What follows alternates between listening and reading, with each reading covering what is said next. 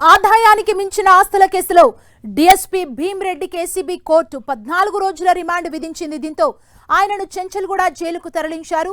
Police computer service లో డీఎస్పీగా పనిచేస్తున్న సింగిరెడ్డి భీమ్రెడ్డి ఇంటితో పాటు 15 చోట్ల ఏకకాలంలో గురువారం ఏసీబీ నిర్వహించిన సోదాల్లో కళ్లు చెదిరే ఆస్తులు గుర్తించారు. వీటి విలువ 200 కోట్లకు పైగానే ఉంటుందని అంచనా వేశారు.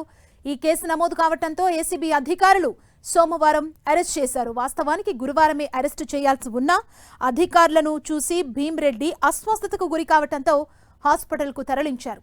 ఇప్పుడు నోటీసులు ఇచ్చి వెళ్లిపోయారు. మరోవైపు 3వ రోజు గడుస్తున్నా అతడిని అరెస్టు చేయకపోవడంపై విమర్శలు వెల్లువెత్తుతున్నాయి.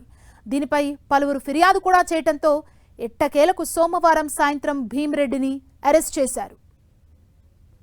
మరింత సమాచారం మా ప్రతినిధి కిరణ్ అందిస్తారు. కిరణ్, ఆదాయానికి మించిన ఆస్తుల కేసులో భీమిరెడ్డిని రాత్రి అరెస్ట్ చేశారు ఏసీబీ అధికారులు. 4 రోజుల తర్వాత నాటకీయ పరిణామాల మధ్య రాత్రి అరెస్ట్ చేసి ఏసీబీ హెడ్ క్వార్టర్స్ కి తీసుకొచ్చి ఈ రోజు ఉదయం మేజిస్ట్రేట్ ముందు హాజరుపరిచారు. ప్రస్తుతానికైతే ఈ కేసులో అతడికి 14 రోజుల రిమాండ్ కూడా విధించింది న్యాయమూర్తి. అయితే ఈ ప్రస్తుతం అతన్ని న్యాయమూర్తి ఇంటి నుంచి చెంచల్గూడ జైలుకు తరలించారు. గడిచిన కొద్ది రోజులుగా, ఎందుకంటే ఇప్పటి వరకు అవినీతి సంబంధించిన ఎవరైతే అక్రమాస్తులకు సంబంధించిన కేసుకు సంబంధించి కూడా ఏసీబీ అధికారులు సోదాలు చేసిన అనంతరం వారిని అరెస్ట్ చేయడం పరిపాటిగా వస్తుంది. కానీ డిఎస్పీ భీమ్రెడ్డి వ్యవహారంలో కొంత అతడికి అనారోగ్య కారణాల సాకుతో కూడా నోటీస్ ఇచ్చి వదిలేసిన తర్వాత 4 రోజుల తర్వాత కూడా అరెస్ట్ చేసి ఈ రోజు ఉదయం రిమాండ్ చేసినట్టుగా చెప్పాల్సి ఉంది. ఇంకా చాలా వేల కోట్ల రూపాయలకు సంబంధించిన ఆస్తులు ఇంకా ఉన్నట్లుగా, ఎందుకంటే ఎప్పుడు లేని విధంగా ఒక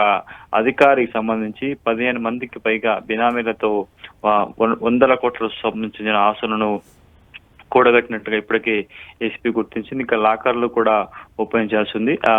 న్యాయ సలహాల అనంతరం కూడా ఇటు భీమ్రెడ్డికి సంబంధించిన పలు బ్యాంకులోని లాకర్లను కూడా ఓపెన్ చేసే ప్రయత్నం చేస్తుంది. కానీ ఎట్టకేలకు 4 రోజుల తర్వాత అరెస్ట్ చేసి ఈ రోజు జడ్జి ముందు హాజరుపరిచి 14 రోజుల రిమాండ్ చేశారు. థాంక్యూ కిరణ్.